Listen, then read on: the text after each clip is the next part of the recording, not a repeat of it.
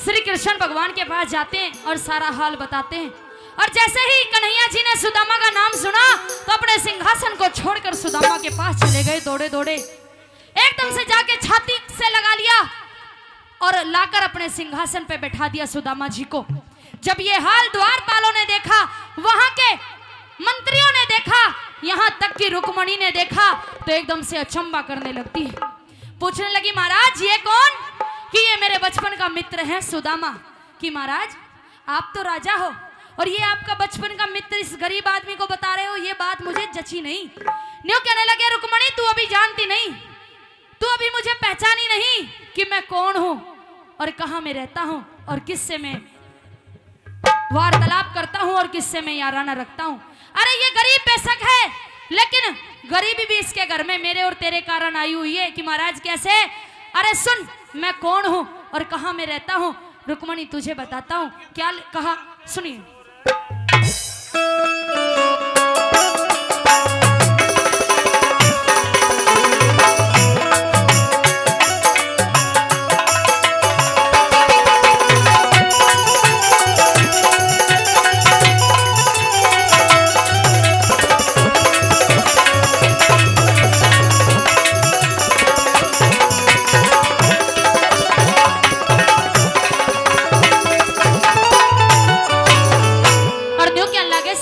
भगवान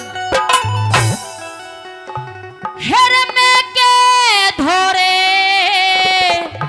में कोन्या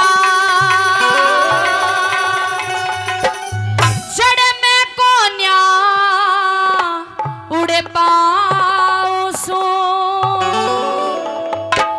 अभी सुना आपने कि मैं के धोरे मैं कोन्या, जड़े मैं कोन्या उड़े पाऊसू। एक मैं का मतलब घमंड, अहम, अहंकार। जहां घमंड रहता है, जहां अहंकार रहता है रुक्मणी, वहां मैं स्वयं श्री कृष्ण भगवान नहीं रहता। और जहां मैं यानी कि घमंड नहीं है, वहां मैं स्वयं रहता हूं। किस तरह से क्या लिखा? हेर में के धोरे में कोन्या जड़ में कोन्या उड़े पाऊसू। और सुन रुक्मणी, बालकपन का यार सुदामा न्यू गढ़ के लाऊसू। बालकपन का यार सुदामा न्यू गढ़ के लाऊसू। मैं के धोरे मैं कोन्या जड़ में कोन्या उड़े पाऊसू। बालकपन का अरे यार सुदामा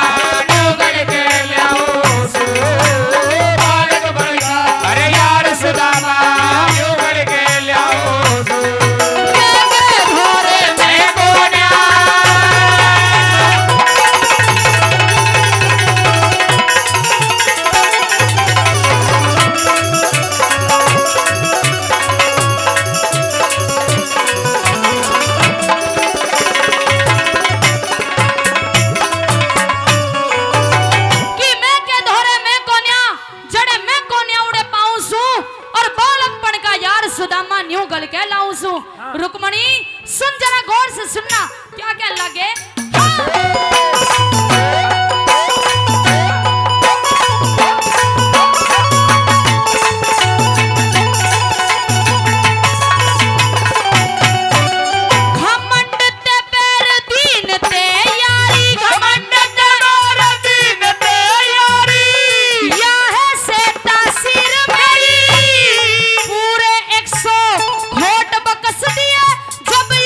शमशीर शिशुपाल घमंड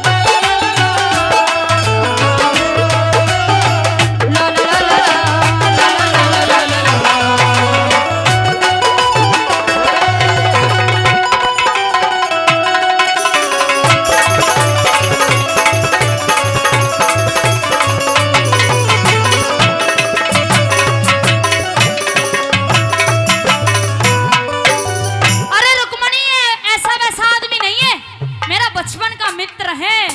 किस तरह से, क्या लिखा?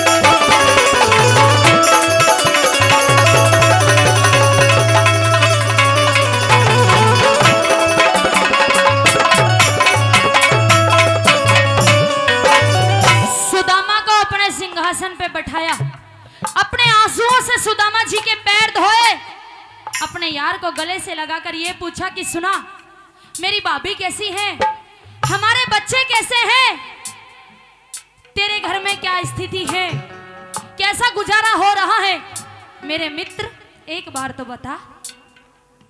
सुदामा जी ने अपने मुख से ये नहीं बोला कि मैं मजबूरी में तेरे पास आया हूं, मुझे कुछ धन की जरूरत है, मेरे घर में गरीबी का हाल है। एक बार भी अपने मुख से सुदामा जी ने ये नहीं बोला।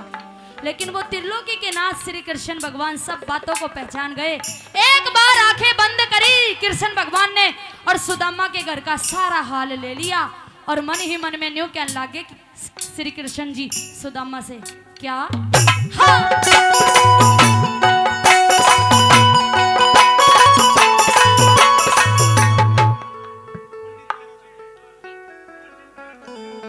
आदरणीय पंडित ताराचंद जी 1100 रुपए का पुरस्कार देते हैं। पंडित ताराचंद जी का मैं तहे दिल से बहुत बहुत धन्यवाद करती हूँ, तहे दिल से धन्यवाद। भाई पंडित ताराचंद जी के लिए एक बार जोरदार तालियां, जिन्होंने 1 लाख रुपए का दान गौ माता के लिए गौशाला में दिया है और 1100 रुपए का पुरस्कार मेरे लिए इस रागनी पे खुश होकर दिया है। पंडित ताराचंद जी का मैं तहे दिल से बहुत बहुत धन्यवाद करती हूँ। सुनिए,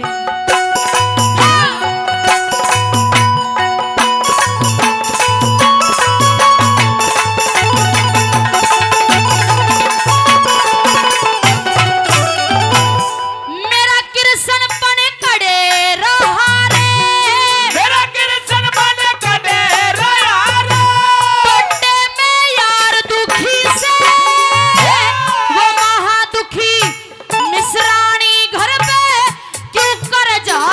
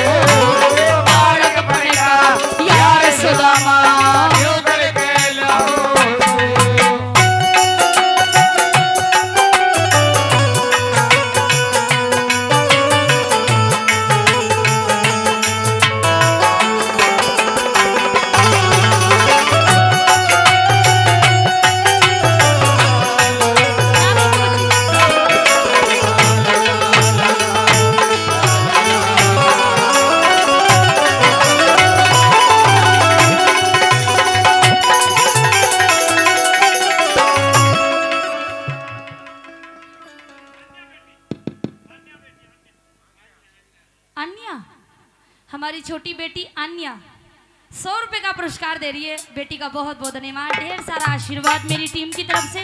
और आदरणीय रणवीर जी 500 रुपए का पुरस्कार देते हैं। रणवीर जी का तहे दिल से बहुत बहुत धन्यवाद।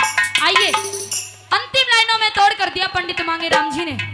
रुक्मणी पूछने लगी, महाराज आप कहते हो कि आपके बचपन का मित्र है ये सुदामा जी, फिर मैं एक बात पूछना चाहती हूँ। मेरे दिमाग में एक बात चल रही है कि क्या रुक्मणी कि आप राजा हो और ये फिर गरीब, इसके तन के वस्त्र भी फटे पड़े हैं, फिर ये इतनी गरीबी की हालत में क्यों है?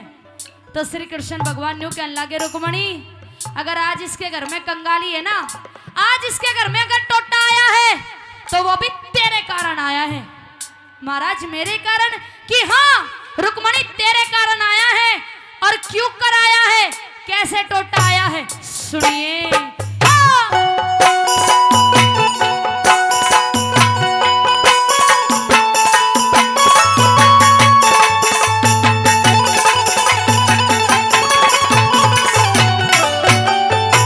या उस भिरगू का पोता रुक्मण, पूरी रागनी एक तरफ और ये रागनी की चौथी कली एक तरफ। यूं समझाते हैं रुक्मणी को कृष्ण भगवान की ये कौन है, कहां का रहने वाला है और तेरे कारण इसके घर में टोटा क्यों आया।